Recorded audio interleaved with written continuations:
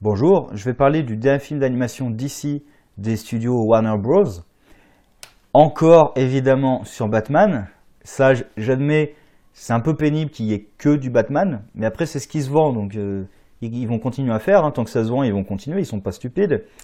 Donc Batman Gotham by Gaslight, qui est une réinterprétation plus qu'une adaptation d'ailleurs, du comic éponyme, qui est dans un Elseworld, donc un univers alternatif, comique et film qui se passe en fait à l'époque victorienne, donc c'est fin 19e siècle, et les crimes de Whitechapel, donc Jack l'Éventreur, ont lieu à Gotham City. Évidemment, Batman étant présent, il va essayer d'arrêter ces crimes. Il y a d'énormes différences entre le comique et le film. Alors j'avoue, je n'ai quasiment plus aucun souvenir du comique que j'ai lu il y a assez longtemps, et j'en ai pas gardé un souvenir mémorable.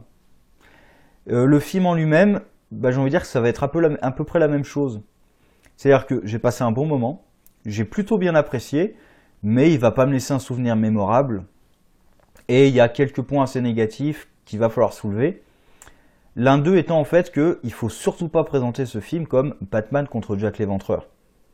Puisqu'au final, Batman, quand il va affronter Jack l'Éventreur, c'est surtout de la réaction. Il y a une seule scène vraiment où il enquête. Sinon, c'est je patrouille, ah, j'entends des cris, je m'y dirige. Je patrouille, ah, je vois Jack l'Éventreur suivre quelqu'un, j'y vais. Il y a une seule scène vraiment où il enquête, c'est une scène où il est sous son microscope pour étudier une broche, oui, qu'a laissé tomber Jack l'Éventreur. Sinon, pendant tout le truc, il est plutôt dans la réaction, et même quand il découvre l'identité de Jack, c'est une pure coïncidence. Vraiment, il le découvre complètement par hasard, donc c'est pas vraiment Batman contre Jack l'Éventreur. Faudrait vraiment plutôt le voir comme Batman à l'époque victorienne, avec en trame de fond Jack l'Éventreur. Pour moi, c'est quand même plutôt ça le film. Et le film, par contre, réussit très bien son atmosphère. L'époque victorienne, tout ça, c'est très bien réussi. Et les deux personnages principaux, c'est-à-dire Bruce et Selina Kyle, qui ont une relation pendant tout le film. Déjà, ça fait plaisir d'avoir un Bruce Wayne, déjà un Batman, très différent, vu que c'est l'époque victorienne. Ça, il est très bien réussi, mais pour moi, c'est l'atmosphère générale. Et surtout, on a un Bruce Wayne qui est assez différent de celui qu'on a l'habitude de voir ces dernières années. C'est-à-dire, on a plutôt tendance à le voir énervé, vengeur, paranoïaque même, qui rejette ceux qui sont autour de lui. Là, on a plus le Batman qui est posé, calme, qui a une mission, mais qui a une vie quand même à côté. Il suffit de voir sa relation avec Selina, mais voilà, c'est pas le Batman qui est dans la rage pure, comme on peut le voir très souvent dans les adaptations modernes. Ça fait plaisir parce que du Batman, on en bouffe énormément, donc ça fait plaisir de voir des versions différentes. Par exemple, il y a le Ninja Batman qui va sortir bientôt, version japonaise de Batman. Là aussi, voilà, ça va être très différent. Donc, ça fait plaisir, comme on le décline sous à peu près toutes les formes, ça fait plaisir qu'il change un peu de temps en temps. Et donc pour moi, c'est vraiment le film de Bruce Wayne et Selina à l'époque victorienne, avec en trame de fond, mais vraiment en fond, Jack l'Éventreur. Après, il y a plein de petites références à Sherlock Holmes. Du coup, par exemple, il y a les Robins qui sont là comme enfants des rues. Donc il y a Dick, Jason et Tim. Forcément, Jason, c'est le gamin un peu délinquant, forcément. Donc ça fait référence aussi au gamin des rues qui aide Sherlock Holmes. Bruce Wayne, à un moment, fait un message codé avec les hommes dansants, Sherlock Holmes. Il donne la phrase de Sherlock Holmes célèbre, hein, si vous retirez toutes les hypothèses impossibles, celles qui restent, même improbables, sont la vérité. Donc il y a plein de références à ça, même quand la seule scène d'enquête, il y a Alfred derrière qui dit « Ah, encore cette théorie des empreintes digitales sur laquelle vous travaillez ». Donc ça aussi, c'est quelque chose de très présent dans Sherlock Holmes, c'est la médecine légale qui va arriver bientôt, et du coup, Sherlock Holmes, ou Bruce Wayne, précurseur de la médecine légale. Donc voilà, c'est très sympathique tout ça. Je dirais l'un des très gros problèmes, c'est en fait que, à part Bruce, Selina, un peu Leslie et vraiment un tout petit peu Jim Gordon, il n'y a quasiment aucun personnage. Et vraiment, Jim, je le mets pour être gentil, mais il n'y a quasiment aucun personnage. Au final, on met des noms connus, Hugo Strange, Harvey Dent, pour semer le doute. Se dit, ah, c'est peut-être lui Jack, ah, c'est peut-être lui Jack, mais ils servent vraiment juste à ça. On les travaille quasiment pas. Et du coup, comme on les travaille pas du tout, quand arrive la révélation de qui est Jack l'Éventreur, ben, on n'est pas surpris. Alors déjà, de façon générale, tout le film vraiment s'écoule comme de l'eau tiède. C'est-à-dire qu'à aucun moment on est surpris. Pas qu'on s'attend à tout depuis le début, mais au moment où ça arrive, ça a déjà été préparé depuis 10 minutes. Pour prendre un exemple simple, la mort de Leslie, on voit la vieille femme qui est à la fenêtre. Déjà, même avant qu'on la voie à la fenêtre, dès qu'on voit Leslie récupérer la vieille femme, je me suis attendu à ça. Et, ça se passe exactement comme ce que je pensais.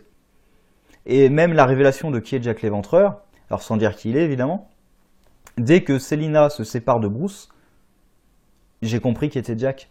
Je me suis dit, ah oui, bah, oui, elle va aller voir machin, et en fait, oui, d'accord. Et j'ai compris, et ah bah oui, tiens, j'avais raison. Et ça pendant tout le film, c'est-à-dire que même si on s'y attend pas 20 minutes à l'avance, c'est suffisamment préparé pour que quand ça arrive, on soit pas surpris. Il y a aucune surprise, il y a aucun étonnement. Donc ça c'est un peu dommage. Et justement la révélation sur Jack, comme on n'a pas vraiment travaillé le personnage, et comme il n'y a pas vraiment d'enquête sur Bruce, il n'y en a aucun qui est vraiment suspect, on va dire. Vraiment, c'est-à-dire on met un personnage là dont le nom est connu dans l'univers Batman pour qu'on se dise, ah oui, Hugo Strange, il est un peu tordu, ça peut être lui. Harvey Dent, c'est aussi Two-Face, double face, ça peut être lui. Mais ça s'arrête un peu à ça. À aucun moment, vraiment, on travaille, on met des preuves pour... Peut-être que c'est lui qui...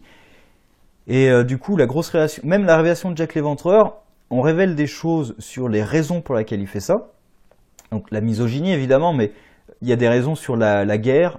Je crois qu'il parle de la guerre d'Antema. Je connais pas suffisamment l'histoire britannique. Apparemment, c'est une guerre d'indépendance ou quelque chose en tout cas dans les colonies britanniques. Je connais pas du tout l'histoire britannique à ce niveau-là, donc je vais pas en parler. Mais du coup, on pourrait travailler quelque chose un peu justement sur le passé, le côté post-traumatique. Apparemment, c'est la guerre qui l'a poussé à faire ça, dans sa logique un peu de sociopathe quand même. Mais on s'en fout. Enfin, le personnage n'est pas travaillé, ni avant qu'on apprenne que c'est Jack l'Éventreur, très peu en tout cas. Et après, après c'est trop tard puisque c'est la fin et voilà. Donc il y a quand même des gros points comme ça moi il y a un point vraiment qui m'a sorti du film à un moment, sans révéler quoi que ce soit sur l'intrigue, quand Bruce déambule un peu dans les rues de Londres et comme par hasard il y a Selina Kyle qui réussit à le retrouver. Comme par hasard. Il avait un GPS sur lui. Comment elle fait pour le retrouver comme par hasard à ce moment précis, à cet endroit précis? Comment elle sait qu'il se trouve là? Parce qu'en plus, elle s'arrête bien pile là où il se trouve. Donc là, c'est le moment où je me suis dit, ouais, c'est gros. C'est gros. J'accepte quelques facilités scénaristiques. Là, je me suis dit, c'est gros. Même pour un film d'animation, parce que pour un film d'animation, je passe plus de choses. C'est gros. Donc voilà, pour moi, c'était un bon film sans plus. J'ai passé un bon moment. Hein. Ça s'est écoulé sans problème, ce qui est peut-être un problème en soi d'ailleurs. L'animation parfois est quand même assez poussive. Là, les studios Warner, ça fait un petit moment là qui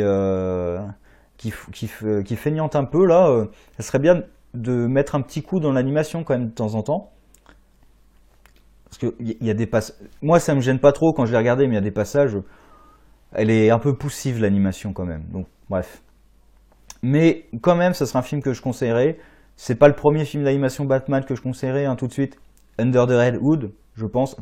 Tous ceux qui regardent des films d'animation Batman, je pense qu'ils l'ont vu. Pour moi, ça reste le meilleur. Je réfléchis sur tous les films, mais pour moi, ça reste le meilleur film d'animation, Under the Red Hood. Lui, voilà, il est passable. Il est dans la moyenne, donc il est pas mauvais, mais il va pas briller. Je pense que au prochain film d'animation Batman, on l'aura peut-être oublié. Sur ce, au revoir.